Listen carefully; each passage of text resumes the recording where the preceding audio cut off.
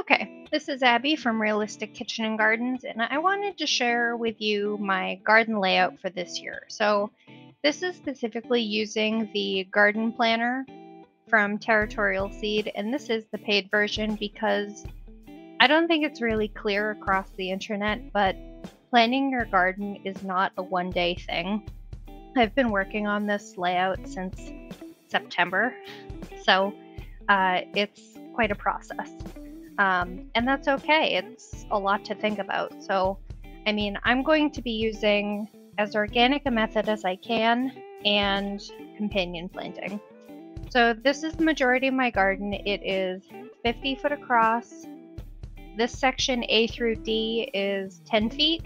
I unfortunately made my walkways very narrow and my rows not quite wide enough, so next year in 2024 this is going to be different, but this is what I cut myself, so this is what we're going to do for 2023. So I'm just going to dive right in. This is going to be a lot of information to unload on you guys, mostly because the combination of companion plants and placement is down here. House is down here in the corner. So sunset is down that way, sunrise is over my house, and my neighbors actually have this big garage over here. It luckily doesn't cast a shadow, so there's that. So that's something that you'll just have to take into consideration when you guys start your own garden. This is my first big year in garden. Last year I used a number of these beds. I only started with these little beds. And I just worked my way up. I also have my chicken coop, which is quite big, and we're just going to get started row by row. System specifically, let me click on carrots. So it specifically talks about crop rotation family. So carrots are part of, obviously, the carrot family, part of the orange carrot family, and with this app, they recommend how to do this. So it's an endless circle, and this is how it goes. You go from purple alliums, which you can see the purple background in my garlic, shallot, onions, turquoise, which is legumes and beans like these, and then green brassicas right here, brassica family, cabbage, etc. Yellow nightshades, which are both the potato family, peppers, tomatoes, and then you get into the gray neutrals. So I don't have that many in here. I think the only thing I can think of is like the borage shows up gray. They're part of the miscellaneous section, so they don't necessarily have a big impact. Orange carrot family, orangey pink cucurbit family. So this will be a row of cucumbers, but I'll get into that in a minute. And then you get the beet family. So you can actually see spinach is actually part of that family, that pink color. So again, I'm just going to get started with row A through, this is technically called E, I just haven't labeled it yet. So I'm going to have one chili pepper, which is that full moon in Vesuvius, with a borage for bees, dill for I like it. It's also a good pollinator. I'm going to plant 3 different varieties of basil. This is a deep purple one. Basil is a very similar family member to peppers, so it can be kind of a canary in the coal mine type thing. And some are savory, which apparently helps improve flavor of things. So I'm putting that in next to my pepper. I'm only going to do a couple, some are savory. Then I have 24 plants and 8 feet worth of Red Bull. I only got 19 plants of Figaro, that's 19 feet. And then I actually only have 70 plants of garlic, and they're quickly diminishing because I actually have mole and vole damage. But I do have 32 feet. The measurement is accurate. And then I have carrots, which I just accidentally moved. I have carrots. This is going to be 10 feet. Possibly up to 4 rows thick, but maybe only 2. I may also do parsnips, but they're practically the same thing, the white carrots. and in behind it, which you can't see, is chives. I'm going to do the garlic chives. So with this being the setting sun, something to think about is how things cast shadow. So all of these are short, except this pepper is going to be tall. But since the sun goes this way, that should cast a shadow that way. But that's not a big deal, they're carrots. So tomatoes are tall, and right behind them I have the peppers. Peppers are known to get some bad sun scald. They'll literally have burned spots on them. So I specifically have my tomatoes intermixed with a lot of different herbs. I'm going to be doing 3 Roma tomato plants, which are determinate, and 2 beefsteak, which are indeterminate big slicer varieties. I'm going to be planting them with nasturtiums, flowering Thai basil, which is obviously a type of basil that is more for its flowers than its foliage, parsley, which is actually in the carrot family, and more borage to help bring bees to the tomatoes. Apparently blue flowers are best for attracting bees, blues and purples. Nasturtiums are apparently good to help, it's a trap crop, so it can help bring in aphids if you have aphid problems.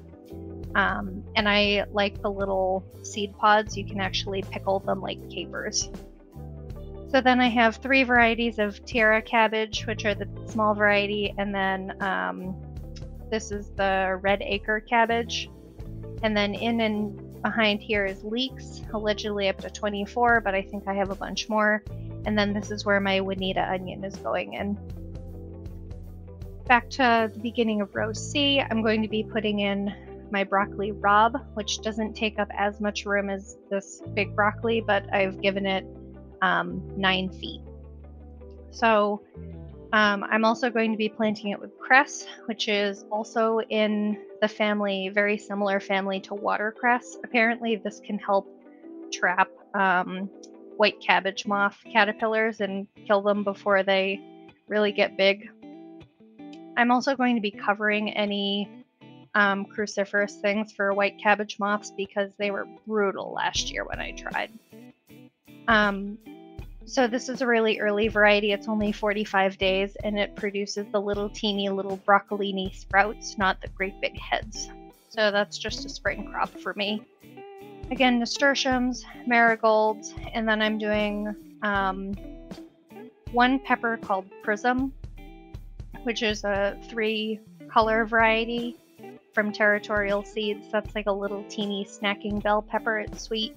And then I'm doing 5 sweet peppers. All of them are red, with one of them being a gold pepper.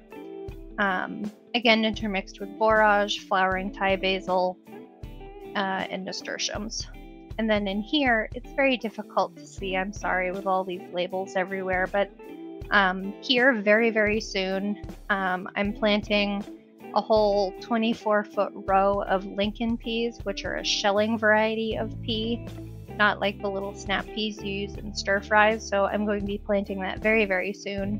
And I'm actually going to be making arches out of 16-foot cattle panel. I'm doing that probably tomorrow when the ground finally thaws. And once I do that, I'm also going to do spinach at the same time. My husband loves spinach. Also a cool weather crop. So once the spinach is out and once the peas are out, I'm going to be putting cucumbers in here, and they're going to crawl up the inside of this trellis.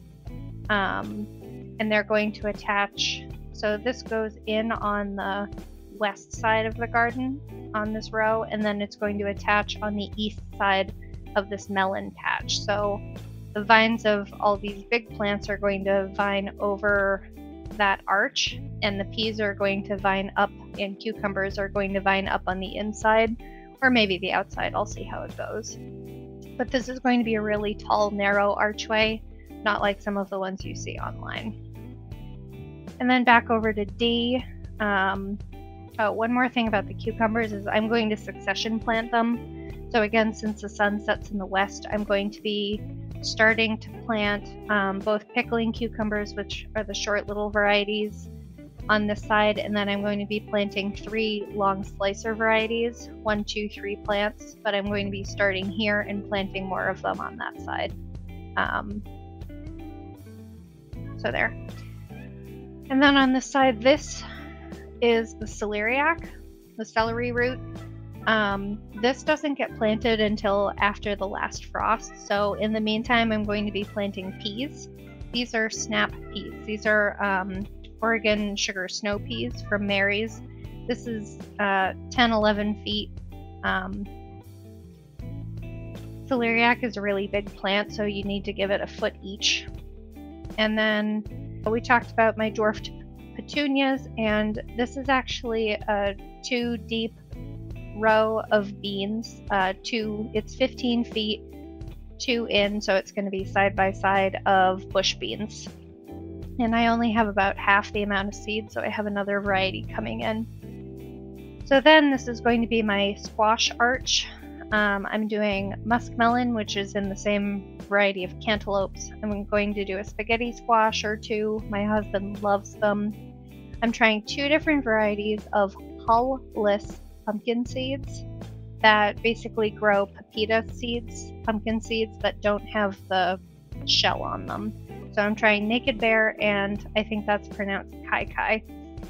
I'm doing a sugar baby watermelon. I prefer small fruits if you can't tell by these varieties. And I'm going to do a butternut squash variety because I cook with butternut squash fairly often.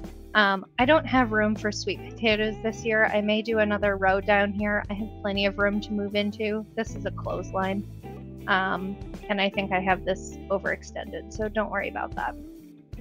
And then with these, apparently if you plant in radishes with your squashes and melons, it apparently can help prevent possibly squash vine borer. I don't know. I'm going to give it a try. I haven't tried it before. And then I have my potatoes. So all of these are going in the ground at once, and I'm doing 3 varieties. So this is the Rocky Mountain Russet. All these potatoes I'm getting are from the Maine Potato Lady. This is a Rocky Mountain Russet. They're pretty small russets, not like the great big huge ones you see in the supermarkets, which I'm fine with. But I'm of the 50 feet, each variety has 16.5 feet, and it breaks down to about 14 seed potatoes. Same thing with Corolla. This is actually a mid-season variety. And then this is Natasha, which is the shortest variety, and I planned this again for shadows.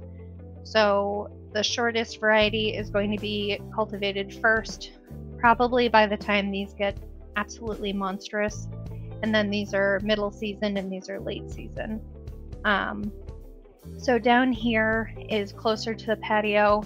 I'm going to be doing these Mongolian giant black striped sunflowers for edible sunflower seeds. This is going to be 8 or 9 plants. These get something like 14 feet tall. The heads themselves get about a foot.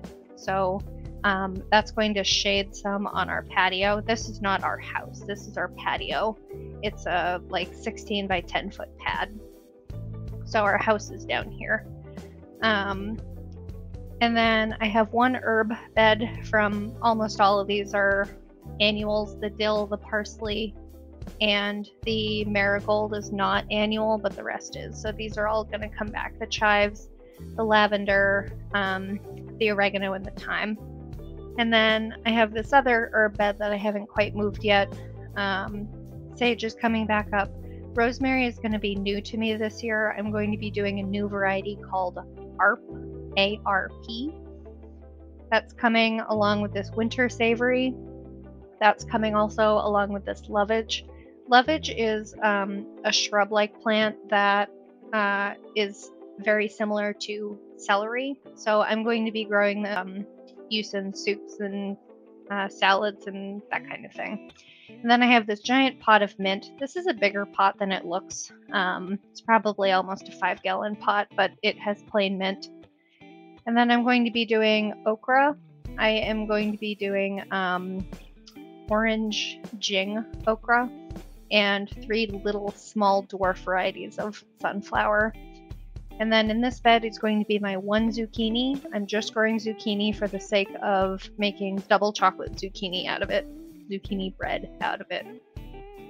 And then zucchinis apparently have a best friend in companion planting, which is